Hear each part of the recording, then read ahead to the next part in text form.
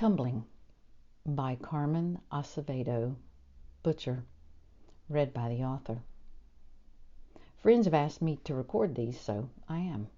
You find them on my YouTube channel, www.youtube.com/c, as in cat, /Carmen Acevedo Butcher Presence.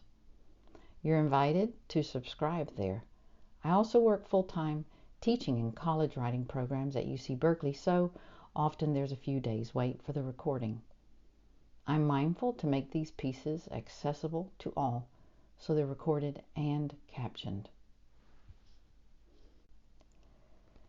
I hope, like me this Saturday morning, 9/17/22, you have a day now and then in your life you can get up and not be diligent, productive, and conscientious. You can instead stay in PJs and dressing gown for some hours, saying nope to getting dressed, going out, and just listen to your life, hair askew. For me, that means remembering my childhood joy when recording with a tape recorder and pretending I had a radio show. What brings you joy? I hope you can step back at times and just listen to the genuine in yourself, as Howard Thurman reminds us all. This piece has a few French words and their definitions in English. When I read it, I omit the French words because I think it gets orally confusing for listeners. If you want to know what's happening word-wise in that way, though, simply visit carmenbutcher.com/blog. Now to the piece itself. Tumbling, subtitled Between and Among Life's Everyday Realities. During the pandemic's first summer and beyond, I translated Brother Lawrence's Practice of the Presence. My new translation of this spiritual classic offers the complete teachings of Brother Lawrence for the first time to a wide-ranging audience, and it has been praised for its accuracy and inclusive language. Why do you think being mindful of our language use in everyday life is considered by some an essential spiritual practice? That's a question I hope readers will ask with me. I ask it daily. For me, everyday use of language is an essential spiritual practice. Words matter. Mary Oliver says of writing as craft, quote, "As a carpenter can make a gibbet as well as an altar, a writer can describe the world as trivial or exquisite, as material or as idea, as senseless or as purposeful. Words are wood." From Winter Hours. Baked into some religious writing and translating, regardless of the original's mystical, beyond binary perspective, a rigid binary of sinner saint, bad good, evil virtuous, devil angel, wrong right, woman man, and others, can fabricate a hierarchical world where someone is up and someone is down, someone is in and someone is out, and some of us are us and some of us are them. But as Lucille Clifton reminds all of us in her poem, "All of Us Are All of Us," quote, "Oh, all of us are all of us, and this is a poem about love." That's from the collected poems of Lucille Clifton. Reflecting on the friar's graceful, grounded use of words, we remember he had no chance for a formal education and lived over 40 years with a disability, causing him to limp and experience constant pain. His language in my translation grounds us in love awareness, as the original language does, and reading him mimics meditation and is itself an act of meditation, as with the cloud of unknowing. Reading the friar's organic teaching in the early modern French feels like drops of dew sparkling in the sunlight on the web of wisdom. It's an awakening experience of reflecting on the friar's graceful, grounded, loving use of words. Their histories or etymologies affirm his kind, beyond binary wisdom. In his emphasis on and repetition of amour, for example, for love, he brings to mind 14th century English mystic Julian of Norwich. I call him the Friar of Amour, and also sometimes Nick in my mind, from his first name, Nicolas Hermant.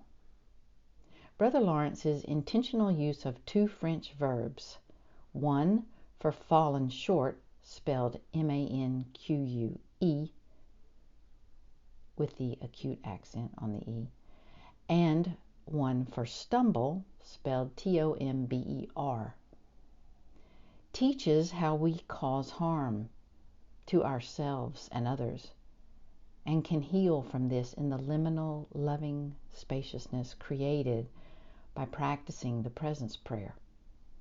In a conversation, the friar tells Joseph, "When I know I've fallen short or been distracted, I accept it, saying, 'That's typical for me. It's all I can do.' If I have not disappointed or been inattentive, but instead have done well, I thank God for it and confess that this grace comes from them." His choice of M-A-N-Q-U-E, the French verb for fallen short, communicates grace as embodied. Past translations use a binary term, failed, for this French word, fallen short. In the 1600s, though, this French verb means lacking, missing, inattentive, even lame, in a physical sense. The accurate fallen short shows the friar's understanding of grace. Also, knowing the word's history is profoundly illuminating because it comes from the Latin mancus, M-A-N-C-U-S, for maimed, as Brother Lawrence was by war. In letter 2, the friar uses another verb of embodiment, this time the French verb T-O-M-B-E-R, to tumble, to describe his earliest difficulties with his monkey mind and the presence prayer. "During this period, I often fell," he says, "but I got back up immediately." His non-dualistic eye also shows when he repeats this verb in describing to Joseph his earliest difficulties at the monastery in Paris, when he regularly spent the entire time set aside for mental prayer, quote, rejecting thoughts and then tumbling back into these same thoughts. The friar's non-dualistic view of, quote, sin is also crucial to understanding his beyond binary mindset, heart set, soul set, self set.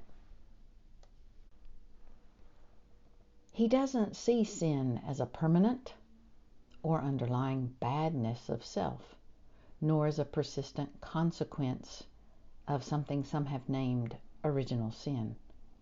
The friar's internal compass is set on original blessing, instead on God's kindness and goodness, and on the kindness and goodness of each person and of all creation. Just once he calls himself sinner, from the old French word P-E-C-H-E-R, with the accent, acute accent over the first E. In that one rare time, we are also reminded that this French verb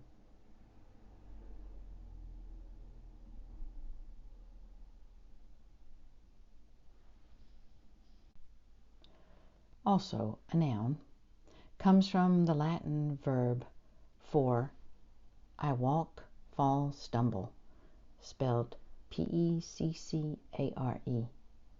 And that comes from ped, foot. So even the French word for sinner sees that Brother Lawrence is writing of his stumbling, doing acts of harm. And then he asks forgiveness of love, and he atones and changes to become, as he puts it, quote, one of the wisest lovers of God. The friar's somatic wakefulness also shows in his use of grounded verbs like tenir, T-E-N-I-R, for hold, and attention, for stretch toward love. These show he integrated the presence prayer with his job as cook, making soup, peeling potatoes, which was work he detested, had an aversion to, his friend Joseph writes, and with his job as sandal maker, repairing some 100 pairs of his brother's sandals. Quote, I fill myself up, in other words, occupy myself, only with always holding, that's the tenir, myself, in that holy presence where I hold myself through a simple stretching toward or attention to love, and through a general and loving looking again or regarding again God. The friar's vocabulary is kind also in using words like friend, ami, for God, and telling us to work gently, where the root of friend is love, and the root of the French word for gently is sweet.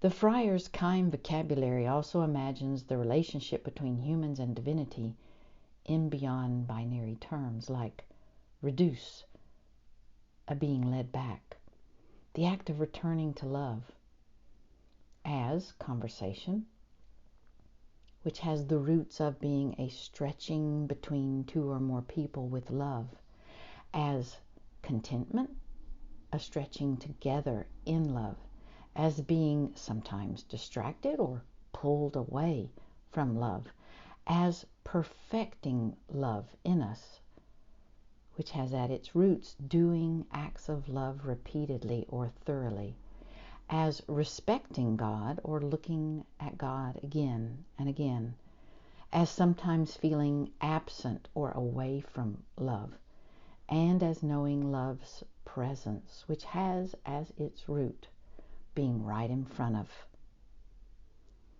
When you get into the weeds of Brother Lawrence's words, you see why, as his good friend Joseph of Beaufort said in his eulogy for his friend, last words in my translation, quote, the more hopeless things seemed to Brother Lawrence, the more he hoped. From this living faith came Brother Lawrence's certain hope in God's kindness, his childlike trust in God's providence, and his total and all-embracing self-surrender into God's hands. He did not even worry what would become of him after his death, something we will see in more detail when we consider his attitude and the feelings he experienced during his last illness. During the greater part of his life, he was not content with basing his salvation passively on the power of God's grace and the worth of Jesus of Nazareth. Instead, he forgot himself and all his own interest, and then in the prophet's words, he threw himself headlong into the arms of infinite mercy. The more hopeless things seemed to him, the more he hoped. He was like a rock that, when beaten by the waves of the sea, becomes a stronger refuge in the middle of the storm. And again, those are the words of Joseph of Beaufort in the last words. To learn more about my new translation, see the homepage, www.carmenbutcher.com, and the books page of my website for how to order it. Peace be with you all.